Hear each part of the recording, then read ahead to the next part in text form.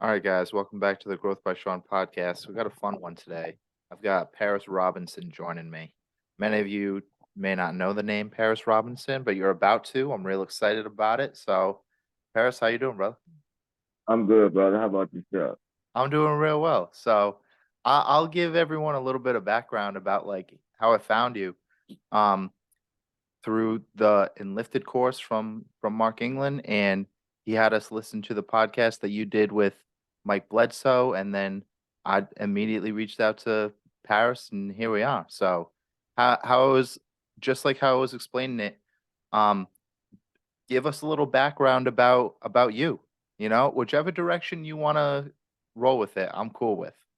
All Man, right. uh, So whatever's easiest for you, or whatever you wanna do, the stage is set for you. You know. uh, yeah, we might go on a lot of topics today. I'm Yeah. feeling uh, kind of itchy today, so no telling where we're gonna turn left or right or keep straight. Just enjoy the ride and buckle up. Yep. Hold on, all right? Okay, Well, as you said, my name is Paris Robinson, right? I'm born and raised in Richmond, Virginia. Been here most of my life.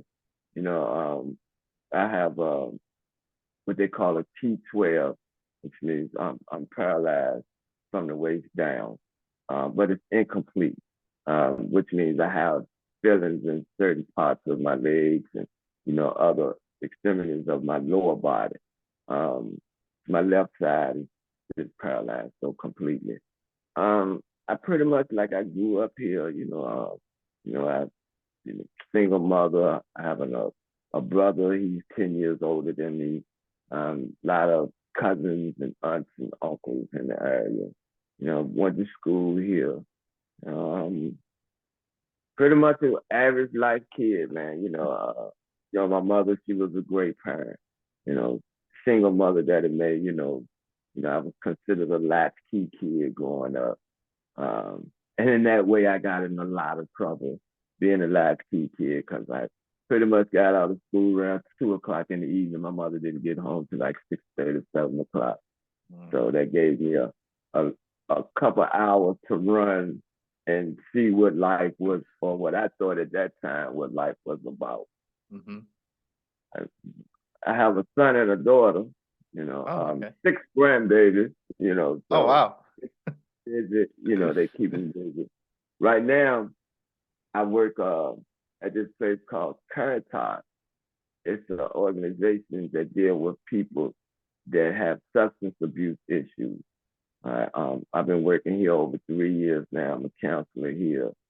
You know, I was doing on the speaking core. I was doing that pretty much most of the time until COVID hit. Mhm. Then once COVID hit, that shut the country down. Actually, shut the world down. So, wasn't nobody, reaching out, wasn't nobody coming out. So uh, I end up going back and getting my certification and doing this, which is peer recovery specialist.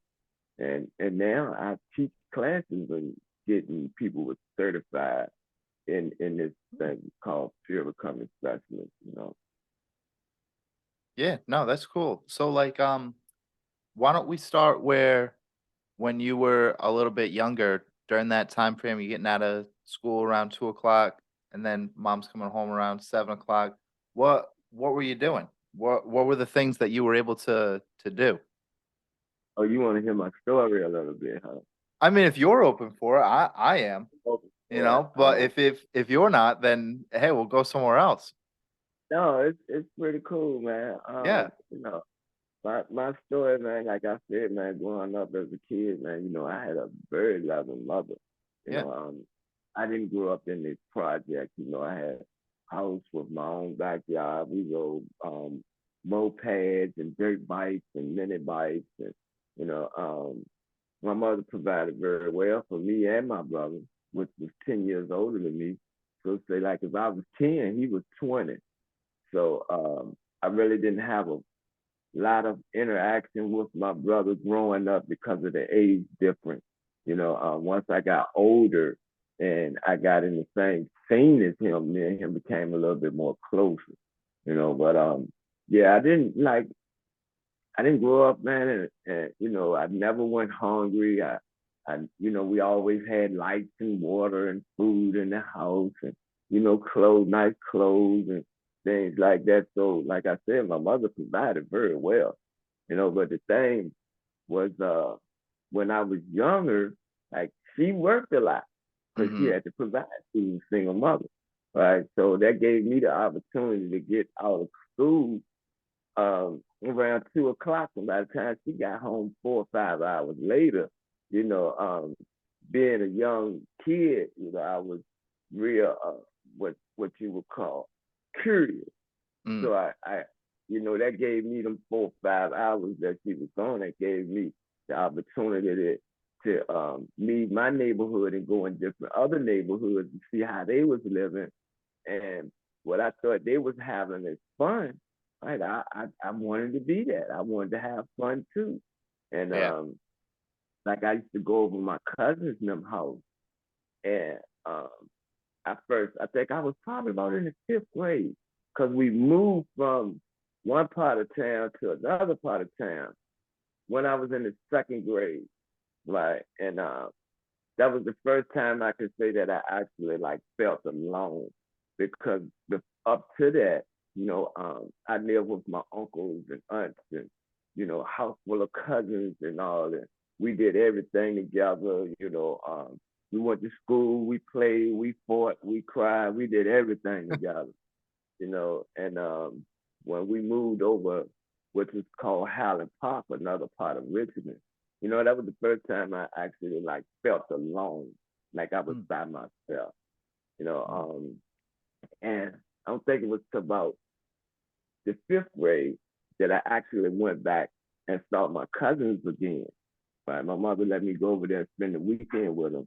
Yep. And when I went over there, like this shock that I got from them because I was in school, I was in sports and everything at the time, but I looked at them like their mother had passed away. So they was living with their stepmom and Mm. she was dealing with addiction, right? So, you know, like we 10, 9, 12 years old. She gone all night. So that gave us the rain or run of the city all night Mm. long. And I see them, they smoking cigarettes and smoking marijuana and drinking beer and shooting dice. And I was like, what the hell? I was like, what is going on? Right? And it just seemed like so much fun to me. Yeah. Right. I was like, oh, they the cool kids, they Mm-hmm. hanging out on the corner, 12 o'clock at night, and I was like, oh man. And I can remember like the first time they had a older sister who had a boyfriend and he brought some marijuana home and I tried that and with them and I fell asleep and they kept pushing me like, wake up, you can't. I was like, no, I just want to sleep. I don't like this. I don't like this. Yeah. But all it was, they did it and I thought it was cool and I wanted to be accepted. And I didn't Mm-hmm. want to be looked at, as weak or a nerd or anything like that. So I kept on, I went on along with it, went on along with it. Yep. And by the time I got back home, like that was the summer that changed my whole life. As I go back over and reflect over it.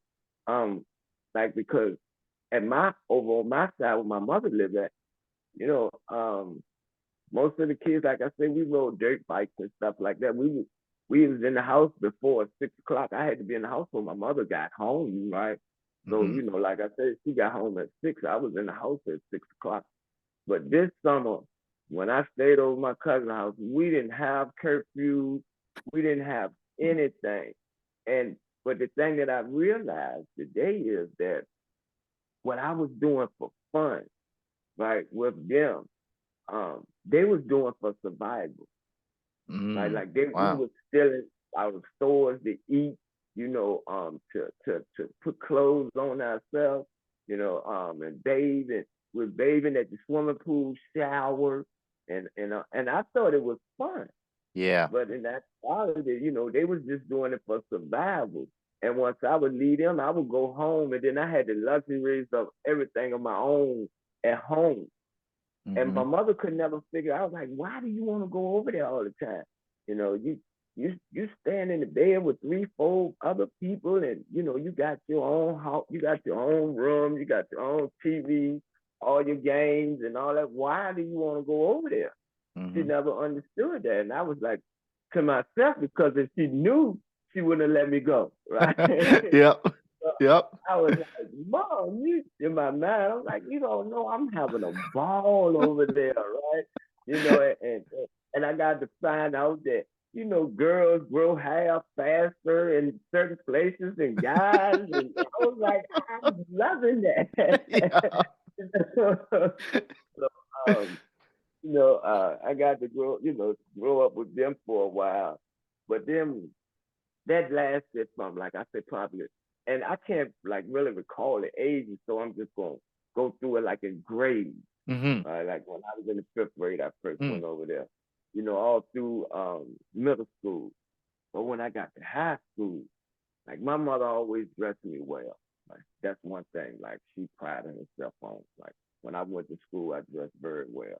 Mm. And when I got into high school, like my friends totally changed. Like I Okay. went from hanging with my cousins, because like I said, they was like, they was very, very poor.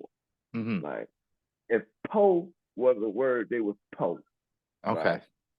So when I got in high school, like, seeing the cool kids and then I dressed very appropriately. So people, like flocked to me, and, the girls was different, and, my friends different. And, you know, so I ended up flunking my ninth grade year because I wouldn't go to school. But Mm. during in school, I've always had great grades, right? But my ninth grade year, I just wouldn't go. I met some guys that lived around the neighborhood of the school, and we hung out, cut school, and played video games, and smoked weed, and just as what I would consider have fun, Yeah. at that.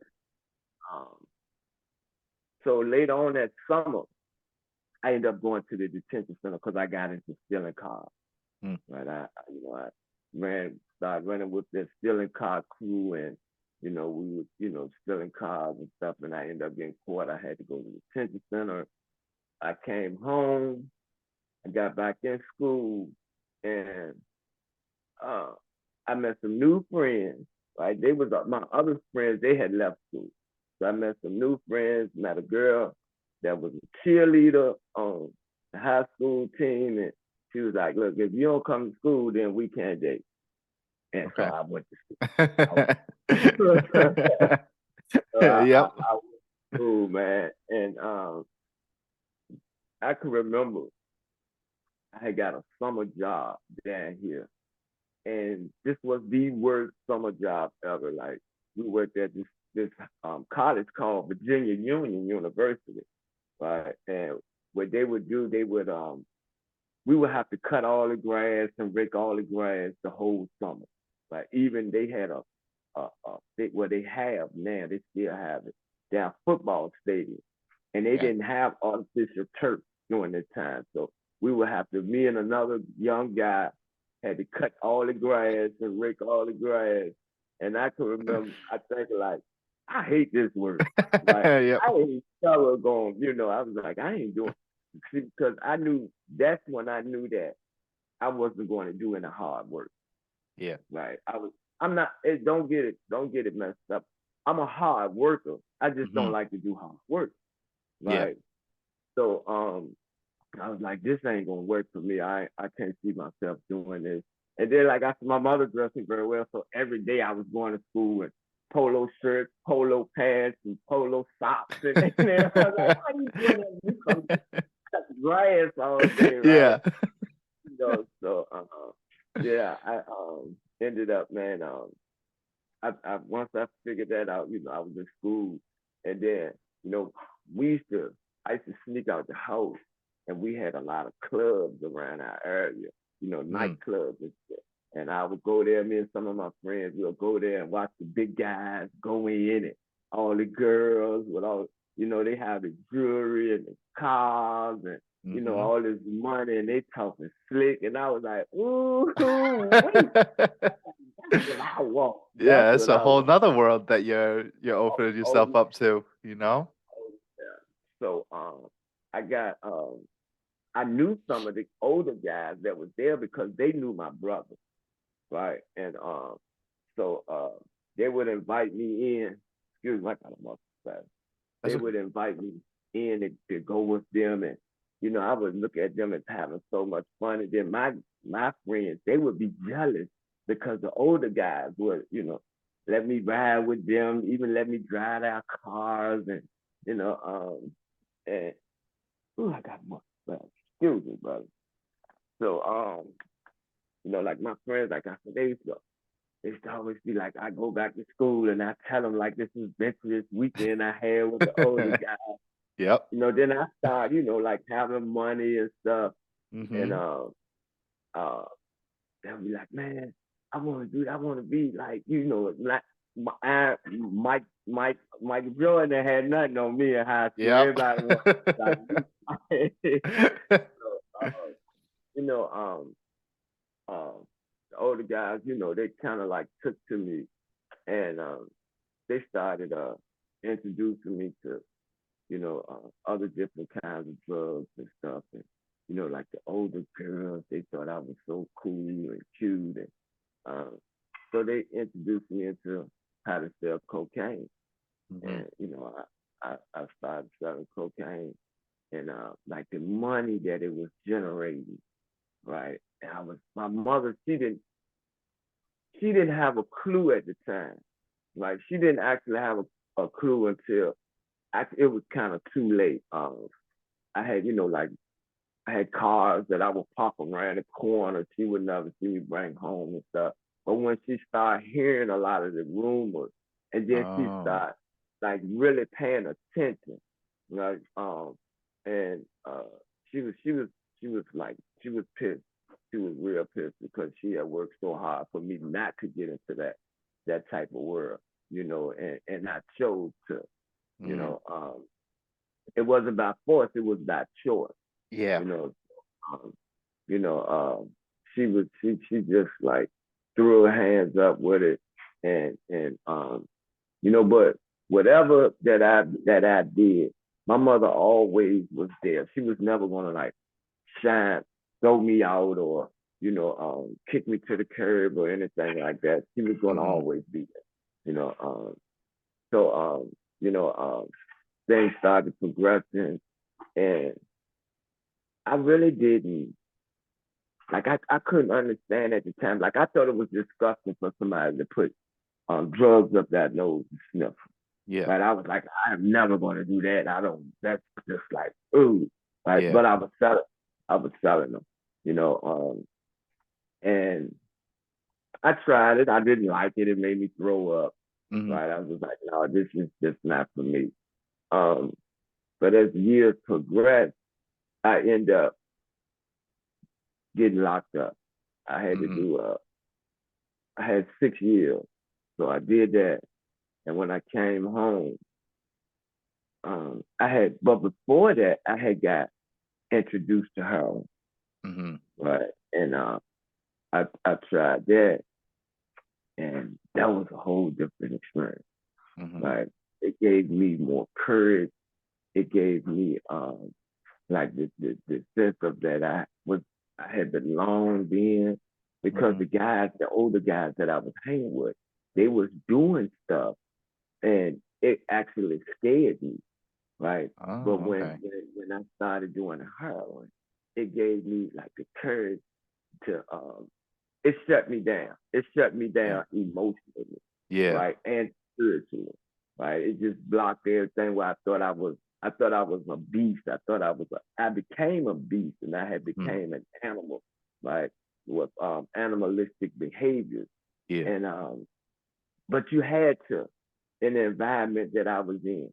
You either was a part of, right, or they shined you and they kicked you out, they made fun of you, right, or they took advantage of you, Mm-hmm. right, and so I became a part of, and as growing, like I said, then I ended up going to jail, but to prison. Mhm. Did, did my 5 years there. Then I came home, and the whole scenery had changed. Like most of the guys that I was hanging with, they was either dead or in prison for a long period of time, you know. Mhm. And heroin had became real big in my neighborhood. Okay. I, I took I took like soon as I came home, like they took me to a club. We partied that night. The next day, I was on the street, you know, with with with heroin in my pocket, selling Yeah. heroin. Yeah. Like didn't like all those plans that I had planned when I was locked up. I was like, when I get home, I'm gonna do this, I'm gonna do that. I'm not doing this, I'm not doing that. And everything that I said that I was not going to do, I did. And Yep. everything I said that I wasn't going to do, I did. Right. And what I said I was gonna do, I didn't do. Right. Mhm. And I didn't understand that until later on that, once they put me back in that environment, right? And I had no directions. I really had no directions. Mhm. Um, and I hung with the same people. Right. It was just um easier for me, right? To just go back to what I knew I could do. Yeah. Right. Yeah. And it was normal. Right. So I end up I end up selling dope. My friends, they was into the ones that I knew, they was doing it, selling it, doing it. And like I said, I fell right on into the crowd. A couple years later, whole lot of stuff went down in my neighborhood, and I ended up getting shot 4 times in the chest. You know, I was paralyzed from the neck down for a long time. Mhm. Uh, and while I was in the hospital, like my brother, he older, like I say, 10 years older than me. He was dealing with his own addiction at the time. Um, I was in the hospital. They came in, they told me that it was like, we got some bad news for you. And I was like, what's worse than, I'm already paralyzed from the neck down. What Yeah. the hell worse than this? And they said, your mother passed away. And I was like, what? And it was like, yes, your mother passed away. Mm. Um, and I was, and the first thing came to my mind was like, oh my God, like I'm totally fucked now, right? Because at all through my life, my mother was the only person that I knew without a shadow of doubt was going Mhm. to be there for me, regardless of the situation or the Yeah. outcome. Right? Like I knew she was going to be there, and it felt like that. Uh, God had took that from me as well. Right? And I can't bathe myself. I can't feed myself. I can't clothe myself. I can't protect myself. Right? Mhm. I can do nothing. And now you've taken the one person in my life that could, that I knew was going to help me. Mhm. And so I was like, man, fuck. I was like, I'm fucked. I cried and I cried and I cried. You know, um, and I say probably about 3 weeks later, they came and say, a friend of mine, he said, man, your brother sold the house. I'm like, what do you mean he sold the house? He's like, yeah, he sold the house. So not only was I paralyzed from the neck down, not only did I just lose the only thing I had in this world that I knew that would protect me, Mhm. now I lost all. So now I'm homeless. I'm like, God damn, like, and Yeah. and I got real bitter. Like I became real bitter towards God, towards people, towards myself. Right, and I was like, what the hell did I do so bad that you gotta punish me this type of way? Why didn't you just let me die? Like, why Mm. didn't you just leave me street with these 4 bullet wounds in my chest and just let me die? Yeah. right there? Why do I have to suffer? Right. And I couldn't understand that. And I remember, like they had a TV in this house in my hospital room. And this TV stayed on 24 fucking hours a day. Right. And I hated this TV Yeah. because all it did was show shit that I would never be able to do again. Mm. Right? That's all it did. It showed that all day long. And I hated it. And it showed a lot of beer commercials. It showed a lot of underwear commercials. And it showed uh, like stories and food commercials and people loving and enjoying life. And I was just laying in bed and I would just think that I would never be able to do this shit again. Right. Mm-hmm. And one day a fly, a little normal fly, right, landed on my face. And I'm laying in the bed. And I blew it Mm-hmm. and it went away. Yeah. Right. But then it came back and I went to blow it and it didn't move. Yeah. It didn't move. It just walked all around my fucking face, man. You know, and that's at that moment I realized that I was real messed up. Like I was fucked up. Like I couldn't even protect myself from a fly. Right? The fly just did what it wanted to me. Right? And I couldn't smack it. I couldn't, I couldn't wave it off. I couldn't do any of that. And that's when I knew I was like, well, I'm fucked up. That's when it really dawned, like hit me, you know. And up to that point, like the nurses and doctors, they always told me like, you're gonna be either in a nursing home or you're gonna be bedridden for the rest of your life. I would never be able to provide for myself, protect myself. I would never be able to wash myself. I would never be able to feed myself, and clean myself. Um, and I can say at that moment, like I was like, man, I've lost everything. I mean, everything. Like I'm not talking about the materialistic stuff, and I'm Mm-hmm. not talking about boyfriends and girls. I'm talking about the Mm-hmm. ability to do it. I had lost it, Mm-hmm. right? So I had to depend on somebody for the rest of my life, right? And I was like, damn. And it just so happened, man. I think like 2 days later, I was asleep. It had to be like 2 or 3 in the morning. And I heard something in my ear. And it said, if you don't fight for your life, you're going to fucking die. And I did not raise you to be a quitter. Mm-hmm. And I woke up in the middle of the night. And the TV was off. Like this TV never been off. Like the TV was actually off, and the room was pitch black. And I could smell like Hall's cough drop in the air.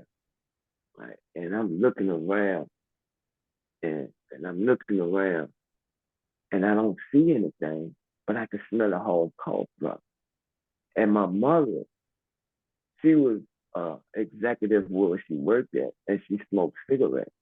So she always had cough drops with her because when she wanted to meetings and stuff like that, she didn't want them to smell the cigarettes on her breath. Mm. Right. So, when I smelled this and I was like, man, is this my mother like talking to me in some kind of form or whatever? I don't know. And and I was like, but where do I start? I just looked and I just feel like, but where do I start? I have nothing. Absolutely nothing. Where Mm-hmm. do I start? Right. And the next morning, it's crazy because like they would come in, the nurses and stuff, and actually did I want to do physical therapy? Right. And I was like, no, what can I do? I can't do anything. Mm-hmm. Right. So that next morning the nurse came in and she was like, I don't even know why I'm asking because I know your little evil ass don't want to do it, but you want to do physical therapy. And she turned around and walked out the room. And I was like, yeah, I want to do it. And she said, she turned around and she was like, well, what angel slapped you on the ass last night, right? So I was like, I don't know. I don't know. I got to try. Like, Yeah. I got to, like, because this thing in my head told me, says, I don't fight for my life, I'm going to die. Like, and I did not want to die that way. Right. And we went to do physical therapy, man. And they used to have this crane. Like, they used to have to lift me out of the bed and take me over to the end of the bed and drop me like back down into a wheelchair, right? And the thing was, if you have this crane thing, always reminded me of if you ever see somebody take a motor out of the car and the motor hanging up over the top of the car, Mm-hmm. to be moved. That's what this thing looked like to me, Okay. right? And they sit me down in the chair and they strap me in, and we went to therapy, man. And you know, they would had like this bicycle arm thing on the table, and they would scrap my hands into it and get behind me with my elbows, and we'd just go in like a motion, like like riding a bicycle, but I was just using my hands instead. And we did that for a while. This wasn't like a quick process. This was a long time process. And we did that for like an hour a day, hour a day. And so I started getting tingling. I always had the tingling in my neck, right? I always had that. Mm-hmm. So when I'm tingling in my neck, it felt like, I started moving my shoulders a little bit. I couldn't do that at first. But I Mm-hmm. started moving my shoulders. And so when that happened, you know, it was like an aha moment. Right. I was like, you know what? I'm ready. I'm ready to stop because I had nurses coming in and doctors. And like I said, they would always come with this bad news or telling me what I would never be able to do again.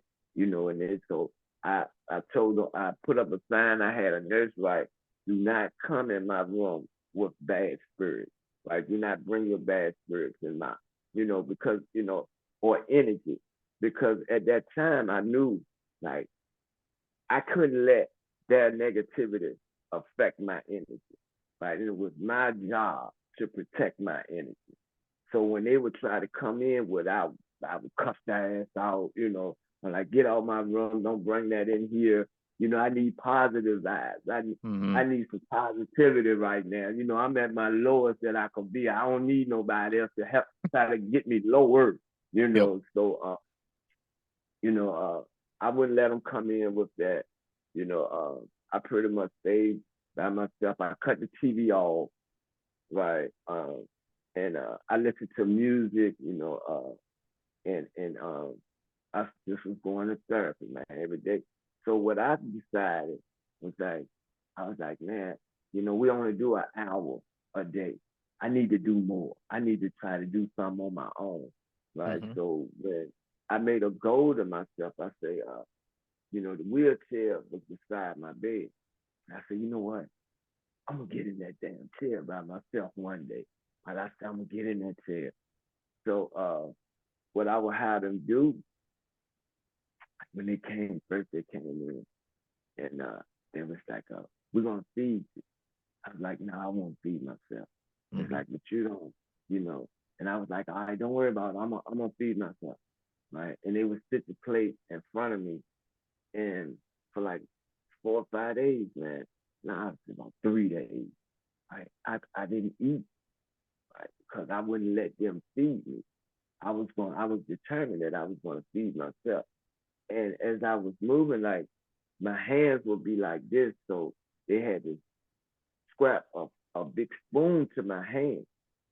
But I could feel like I was starting to throw my shoulders a little bit, right? Mm-hmm. And one day the nurse came in there and they had like Brussels sprouts. And I hate fucking Brussels sprouts to this day. Right? But I got that Brussels sprout in that spoon. ate it. And that was the best fucking breakfast I've ever I'm sure. I'm sure. had. Like, I mean, delicious. Like, and so I ate that and I was like so happy. And then the nurse she came, and they used to be mad because I once I got my shoulders, like I used to throw it, so I slung food all over the place, and they would have to clean it up, right? Hmm. And they was like, "Well, let me," and I was like, "No, I'm going to do this. I'm going to do this, right?" Yep. So after that, man, I just decided I was like, you know what, I'm gonna. My second goal was to be able to get out of the bed and get in a wheelchair on my own. Hmm. So after therapy, I used to they used to come back and put me in the bed and stuff, and I would just lay on my back and I would just like do this, like Hmm. just rock my head, and like I started getting a little bit more off of the bed. I started, getting more and more. Then next thing you know, I'm doing crunches, right? Like I'm doing crunches. Like to this day, I still got the awesomest 6 pack ever, right? Crunches. Then I started like sitting up in the bed, right? Then I started like they would still have to put me in the thing then in the I don't know what you call it, but the crane that put me in the wheelchair. Yeah. So, I and then once we got back from therapy a couple of days, I used to tell them to lay me on my stomach because I Hmm. wanted to be able to, Hmm. work my arms more. So, I just started like just doing a little bit. Next thing you know, I'm doing push-ups. I'm doing push-ups. I'm doing push-ups. And I got out of the bed into the chair. I was doing that. This, like I said, this was months. This was like probably about a year at this time. And you know, let me see. After I was doing that, and I'm pushing myself around in the wheelchair, going, to just rolling around the hospital and going to therapy by myself, and you know, things was like getting better, but it would be times that there was no progression. It just seemed like for weeks at the end, like I wasn't getting any better. Like I was at a stuck stage, Hmm. right? And I wanted to quit. I wanted to give up, but I had got to a point where I wanted to see how far could this thing really go. But I was like, if I quit now, I would never know, right? Yeah. And that would hurt me to my core, right? And so I kept going, and things got better, man, for me as far as that. But the thing was is that I was young, right? And I still had no control over my bowel movement or my urine, right? So I used to always have to wear this big blue pamper, and I used to always say like, man, ain't no woman gonna want me, man. Hmm. I'm a grown man. I'm wearing this big blue pamper, and Yeah. like I'm a baby, and you know, that just like that. Like, and like I said, I was young, and for me at that time, everything was physical, right? Because of the environment that I came from, right? We didn't know nothing about spiritual and emotional, right? Everything was physical, and I can remember, man, I was laying in the bed, and I woke up one morning, right? And it felt like I had to urinate. Hmm. And I had got this feeling in damn near like 18 months, right? What the hell going on? Right. So I pulled the blue pamper back, right? And I had an erection. There And you I was go. like, damn, I was like, yes, yes, yes, right. I would have And been pumped. yeah, we were Yeah. pumped, literally pumped, right? Yep. So I was laying there, and a nurse came in,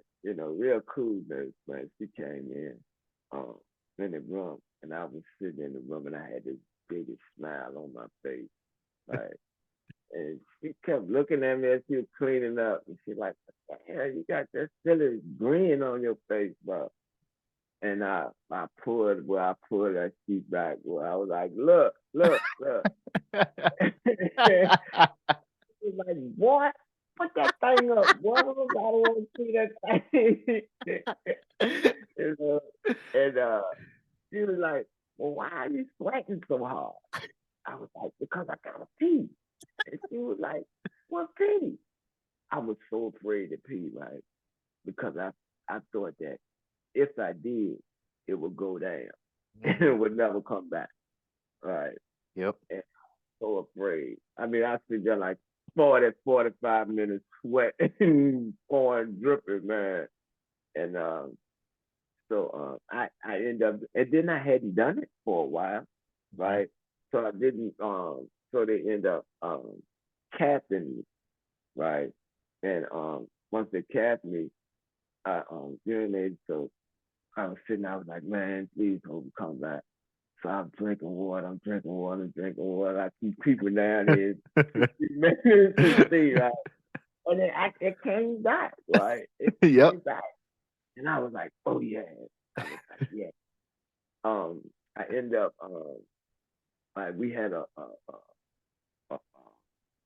outing, Mhm. and we went to like the mall, and I can remember going into one of these stores down here, man, and I bought like $100 and some worth of nothing but boxers, briefs, and because I was like, man, and all I saw at this time it was Calvin Klein underwear, so it was Yep. always billboard versus.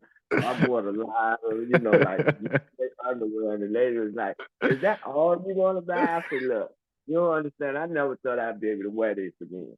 Right Yeah. now, I like this has become even to this day, like I go in stores and just buy underwear, right? Um, and so but I had to learn, like I had to go through it. I had to put myself in a routine, like put myself on times, like to use the bathroom, even when I don't think I have to. Like I have to use the bathroom because if I don't, like I wouldn't have like certain things, like I could sweat real bad and get some leakage or Mhm. something like that. So I always had to make sure, So I got on a routine, and I messed up hundreds of dollars in underwear, right? But I got it together eventually, right? Yep. Got it together, and I don't know, man. I just woke up one morning in the hospital, and uh, and I left, right? I left, and when I left, I went back to the same environment, around the same people, and I ended up doing the same exact shit, right? Because when I realized now when I was in the hospital, right, I worked on a lot of physical, Mhm. right? But I didn't work on any like intelligence. I didn't work on any spiritual. I didn't work on anything. I didn't work on anything in the inside. Everything I worked on was on the outside. So the inside was still broken, right? And so I went back into the same environment, man. I ended up doing the same thing. And I ended up catching a federal case in my wheelchair. I went to federal penitentiary. Uh, did my time there. I came home and they put me right back in the same environment. I ended up sniffing a bag of dope and I overdosed. Right, I overdosed. I woke up in the ambulance and they was like, "Welcome back," and I was like, "Welcome back where I had been." It was like you had died, and I didn't plan on dying. I was just trying to get high, and so they ended up putting me in a treatment facility here called the Healing Place in Richmond, Virginia. And I was in there for about a month and a half. Then federal marshals came in, and they locked me back up because I had violated. Right, by me getting high and stuff like that, I violated a part of my probation. So I had to go back and they gave me a year and a day, right? And once they gave me the year and a day, they took me off probation. But I had to complete this year and a day in prison.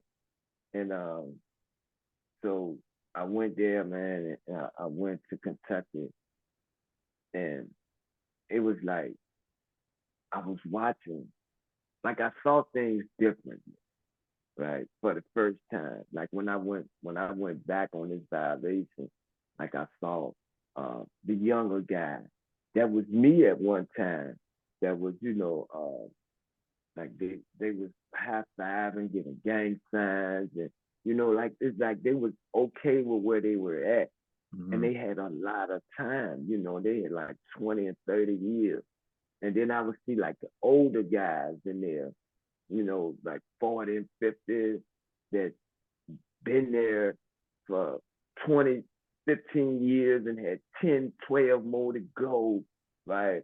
And and I was like, man, I do not, because one time I was a youngster, then I became on.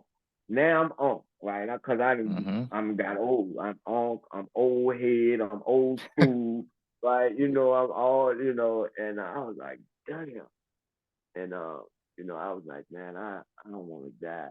And the crazy thing, because every time I get locked up, right, every day I pray, do not let me die in this prison, right? Mm. And then when I get home, I do the same thing and go right back to prison, right? Yeah. And I was like, that's just like retarded or something. And so I think I had like 3 months. And I remember like at the treatment facility I was at, the healing place, they always talked about an inside job, right? Like you have to work on your insides, like, and you gotta have to get your mind straight and strong, and because there's gonna be a lot of times, there's gonna be a lot of obstacles and situations that, and if you're not strong enough, and if you're not prepared, then you're gonna lose. You're gonna fall for the trick because it's a trick. Mhm. And so after about, I had like 3 months left, I ended up writing them.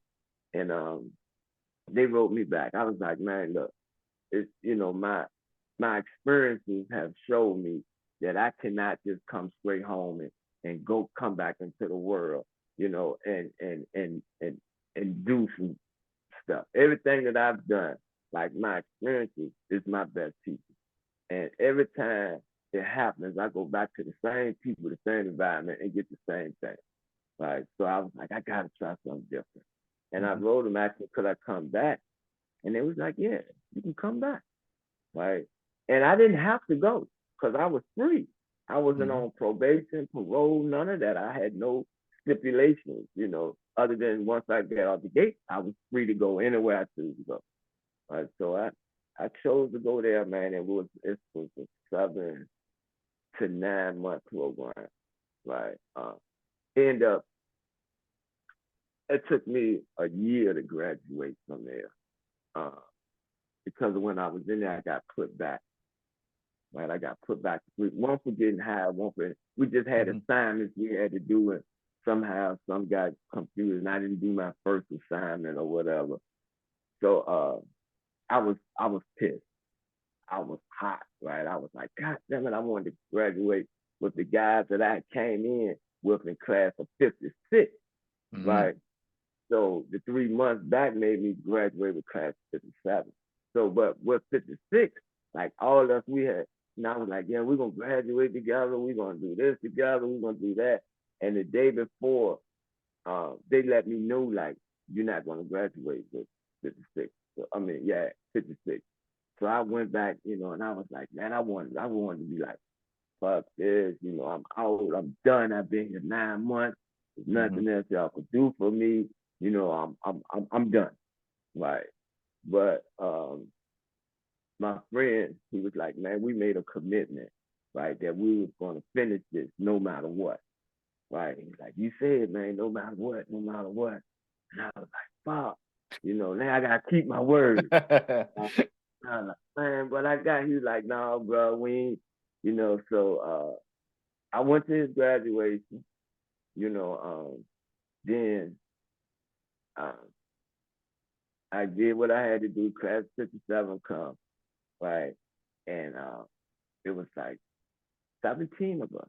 And after this, at this graduation, like they give everybody 2 minutes to give a spiel, right? You know, on whatever it is they choose to talk about. And there was a picture on the wall of Muhammad Ali, and I didn't really have anything to say, so I just spoke on Muhammad Ali because I love Muhammad Ali. Like I really, really love Muhammad Ali, and you know, I spoke on uh, Muhammad Ali, and you know, that was on a Friday. We left for the weekend. I come back that Monday. One of my administrators in there, they was like, "We got a guy want to meet you." I'm like, "What kind of guy want to meet me?" You know, because up to this point, man, all the people that wanted to meet me were police officers, parole Mm-hmm. officers, and Mm. you know, judge. And I was like, I don't have any cases. I don't have no charges. Who the hell want to meet me? So she's like, no. She's like, this guy named Mark England want to meet you. Like, I don't know no damn. So I was like, all right, whatever. We'll see. So uh, um, I met Mark at Starbucks. Right, he was like, he want to meet you at Starbucks. Show up. So Mark come in. Right, he got his book bag. He got his white boy slides, flip flops on, and you know this beard and shit. And I was like, oh no, this is federal police. What I done done, right? So you know, he sit down and man, we get to chopping it up, and he was saying, you know, have you ever thought about speaking? And up to that point, like when I was in the treatment facility, they asked me what did I want to do. And I said, man, I just want to be able to help people, you know, with disabilities because I wish I had somebody like me when I first, you know, got in the wheelchair because I went through a lot of situations, man, you know, Mm-hmm. that I didn't have to go through if I had that mentor, Mm. right? And that could show me and that lived the experience, you know. So he was like, will you ever think about speaking? I was like, yeah. Would you? He asked me would I speak? I was like, yeah, yeah. Mm. And well, I said yes, right? And and the thing about that is that like you're blessed, right? Like you receive your blessing. And if I would have quit in the treatment facility, right? Because I got mad, I ain't graduated class. If I would have quit, I would have never ran into Mark, Mm-hmm. right? And the thing is, Mark wasn't even supposed to be there. He was in the wrong building, right? He was supposed to be in the building up the street. Right? He was sitting down in there like what the fuck, where I'm at? What am I doing? But he stayed, you know what I mean? He stayed to the thing. And that's what I tell people. I say, because you know, you receive it, but you have to go through the test first. Mm. And the test to see was I ready for the Yeah. blessing that I was about to receive. Right. So I endured the test, right? I sat in there and I gave my thing and I waited on my blessing. Right? A lot of times we go out because we try to make things happen or something don't go our way. We want to make it happen this way. We're going to do this. We're going to do that. Right. And what we end up doing is we complicate the matter even worse. Right. So they say patience is a virtue. A virtue is a blessing. Right. So, you know, I just sat back and I received my blessings after I endured the test. You know, and you know, me and Mark, man, you know, he's one of my greatest supporters. You know, he's a real good friend of mine. Me and him have traveled around the United States and did a few, you know, events together. You know, and got this thing coming out now. It's called Dark Nights of the Soul. It Mm-hmm. should be coming on uh, Netflix, right? Pretty soon. You know, Mm-hmm. Mark has put me in, and you know, people came all the way from Canada and interviewed me, and you know, put me in that films. And then I end up when COVID hit, I end up doing, you know, I came because I was still like connected into the drug treatment facility that I came out of, Mm-hmm. right? So I would go back and get classes and all, and I ended up getting a job there, you know, and I've been working there now for the last 3 years. You know, so I'm, you know, I'm giving back all kinds of, I'm still going to the hospital, trying to help people that going through, like traumatic injuries and dealing with wheelchairs. I'm still doing that. I'm still coaching, I'm still trying, I'm motivating, speaking whenever I can. Mhm. It's just been a while. I haven't done one in a couple months, but I do, like I said, I do have this job dealing with the same treatment facility that I was once a patient is. Now I'm a Mhm. counselor Yeah. there, Yeah. It's That's crazy pretty how much that me, man. That's it? Mm-hmm. Well, here's what I'm gonna do, because this was, I mean, it was just so easy to sit here and be captured and engaged by what you said and everything that has happened and the way it's happened. So what I'd like to do, I wish I had a little bit more time, but I'm gonna stop us right here.